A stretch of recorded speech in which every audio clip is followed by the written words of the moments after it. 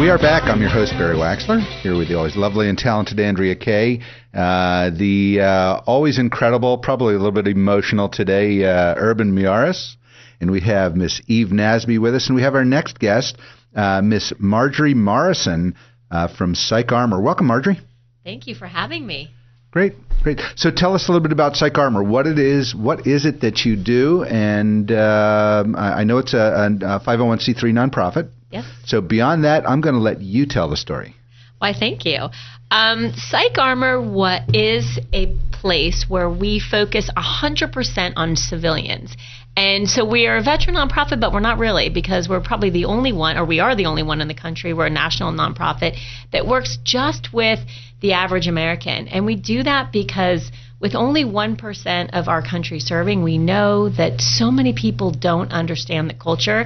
And it comes to me personally as a licensed mental health provider. I used to be in private practice, and I used to see active duty service members and veterans, and I didn't know that I had to treat them any differently or that I needed to have some kind of cultural competency.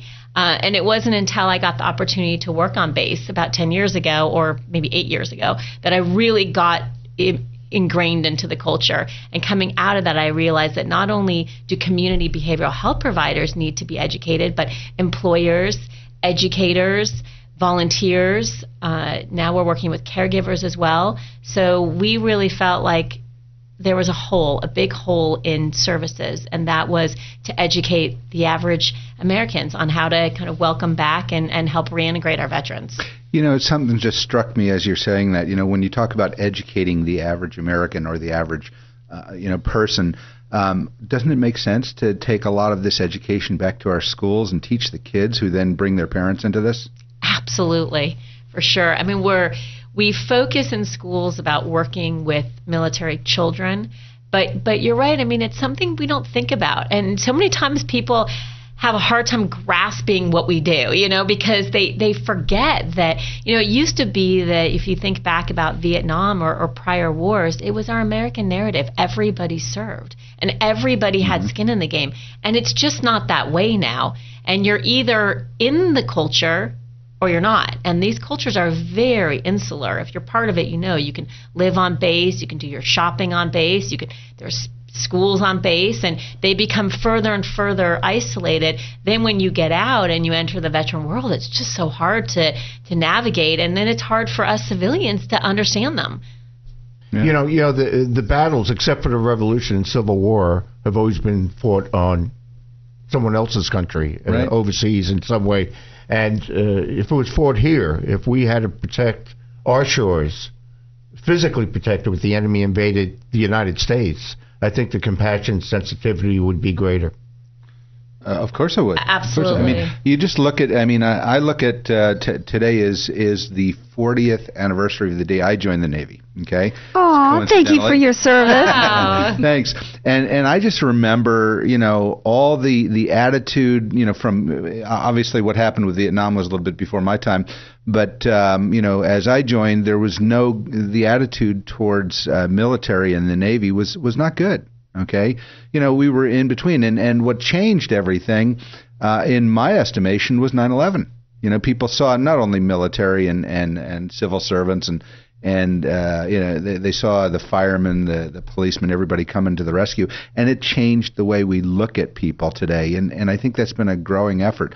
And then we have people like Marjorie here who take it to a whole nother level. So. No, I agree with you. I think 9/11, it really changed things. And to piggyback on what Urban mentioned is that it's true. It happened on our soil, so it made it real and it touched home. And all of a sudden, we were like, "Wow, look at what these first responders are doing and these service members are doing." But I think that where we went a little bit wrong is that we focused so much on PTSD. It became such a movement to remove the stigma and to get people to talk about it, that I think what we did a little bit to a fault is that we made our companies afraid of it. We made people afraid of our veterans, that they all have PTSD and what does that mean? And I think there was a fear around what PTSD is and what people have it, what they do, and so I think a lot of what we try to do is educate around that as well. Yeah, you're doing an amazing job there. So, I love what you do. This, obviously you're doing something right, because as we're sitting here before the show, we're hearing all about some of the people that you're sitting in front of. So tell us a little bit about your travels lately and who you've been with. Well, I'm first of all, we're very fortunate to be a national nonprofit, so it puts me on the road a lot. But we've also had the opportunity to make really wonderful partners. That's a big part of our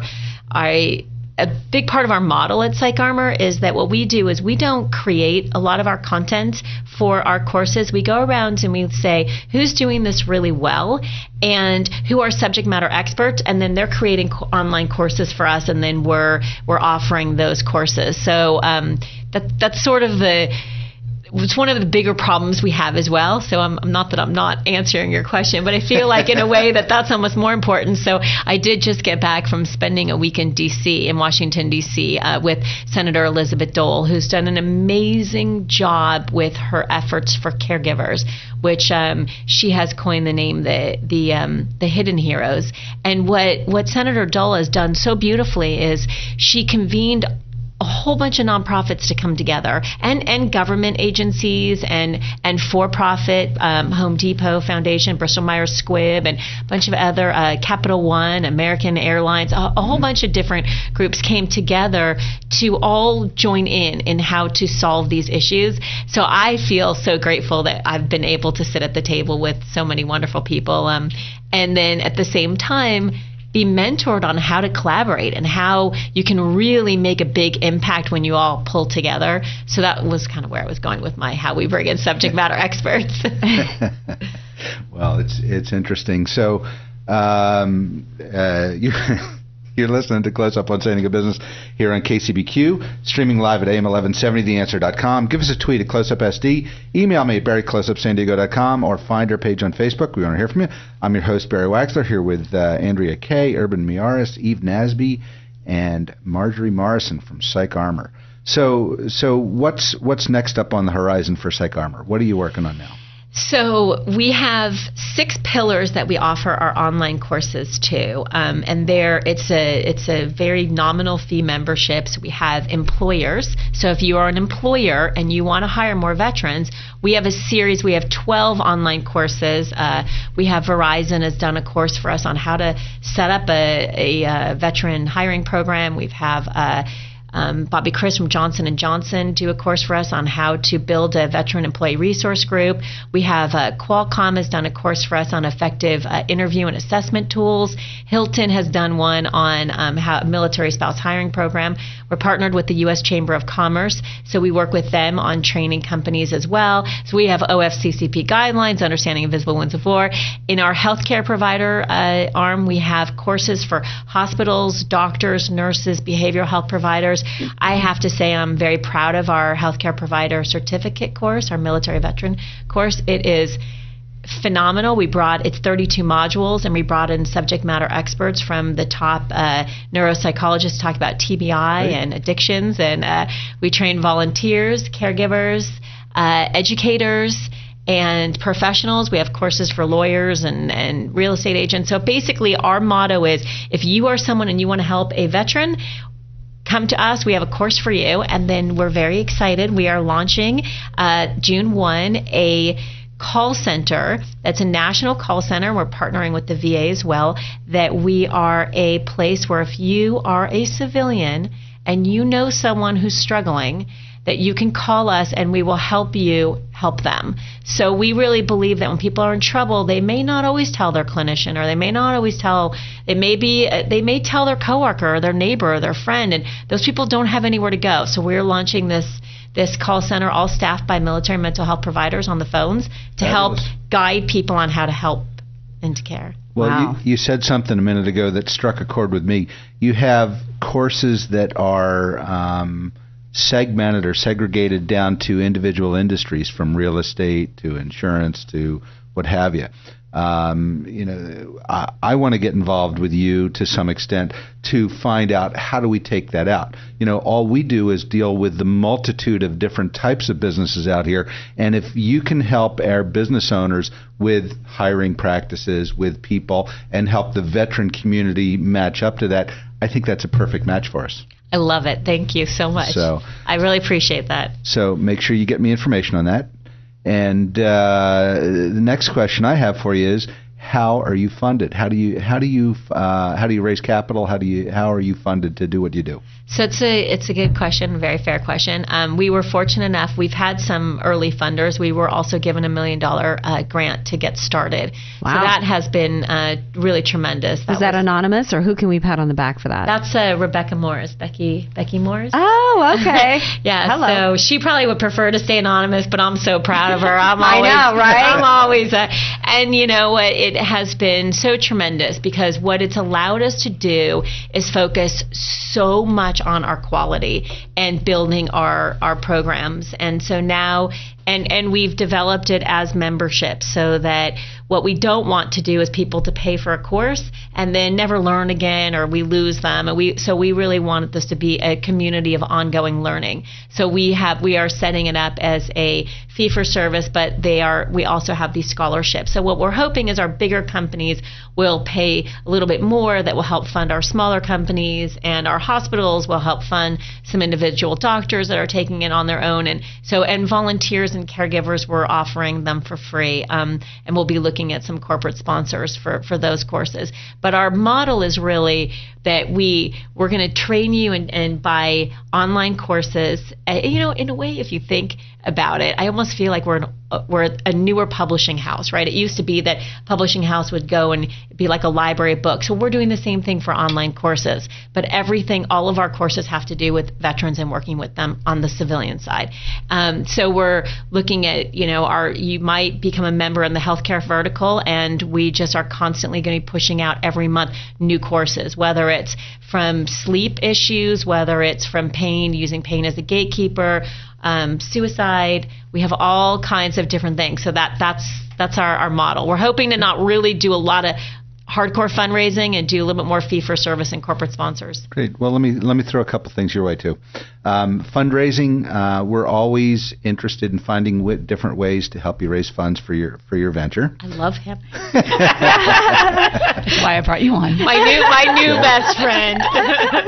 Number two, one of the things that I think is a really helpful thing for the people that you serve is to bring financial tools and financial education into them too. So we can sit and talk about how we can get some of and this is kind of a double-edged sword, we can think how we can go and get some of the entities or the institutions that I deal with and get them involved to bring on financial education into that, be it the insurance courses, the investment courses, what have you. We can talk about a lot of that. So make mental note of that. When we do our weekly follow-up, then that's we're going to spend a lot of time talking together. That's great. Thank you. Because you know what I really believe it takes all of us together. This is not something that we can solve on our own. And I just would tell you that I always say when I speak is that we really have two choices, and I don't mean to sound preachy, but we either have to choose to serve or serve those that serve. And everybody can do something. And if you just think about and I believe that civilians want to do something. I really do believe they want to help, but they don't know how, and they don't know what, and that's not their problem. So I feel like if everyone could do something, we would end all veteran issues. We wouldn't have homelessness. Everybody would have some type of job that is rewarding to them, and we could make a really big difference. I say preach it, sister. You did that well. Yeah. And you're one of our people that makes a difference, so I want to thank you. We're just about out of time. Tell our listeners how they find out more about PsychArmor. Great. You can check out our website at www.psycharmor.org, and our new call center is 844-PsychArmor. That's going up live June 1. And you can reach me, Marjorie, at psycharmor.org. I've got an amazing team at the office, so You can reach out to us at info@psycharmor.org as well, and we'll get back to you. And this is we've got a place for everybody. Everybody can do something. Awesome. And I'm just going to spell that for our listeners.